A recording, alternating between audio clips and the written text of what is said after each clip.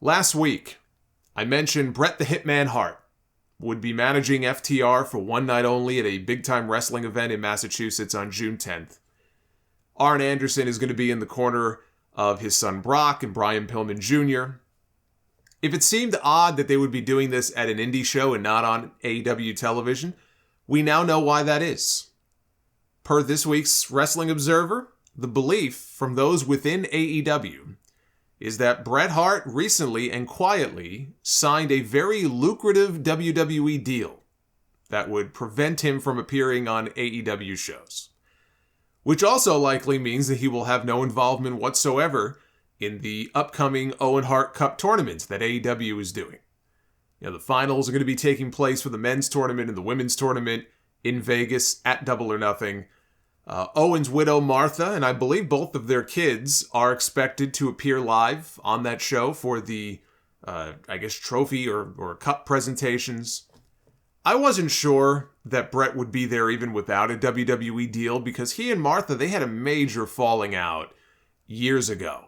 In the aftermath of Owen's death and the lawsuit or threat of a lawsuit, Bret was one of the only allies that Martha had. Martha has said that it was really Bret and Owen's parents were the only ones really still being friendly with her. And whatever it was, over time, Bret and Martha just fell out with each other. And there's never been any sort of reconciliation.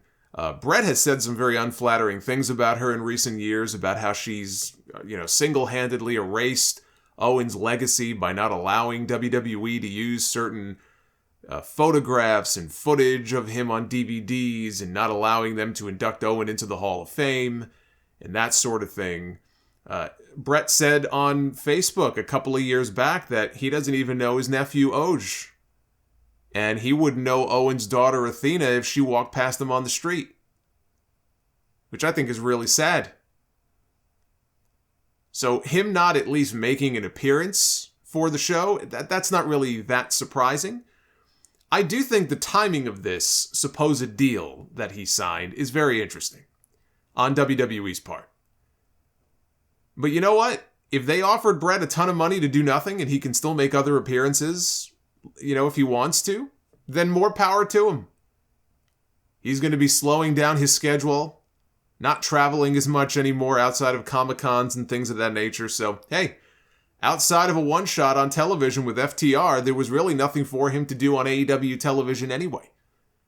I don't think Bret is a manager, like what Arn and Tully have been doing with AEW. I don't think that would have been a good role for him anyway. And I love Bret, but even when he was the general manager on Monday Night Raw for a little while there, and they gave him all that dialogue to say every week, it just wasn't a good role for him. And I think they realized that because he didn't last very long in that role. So if he's getting that green, then good for him. He's earned it.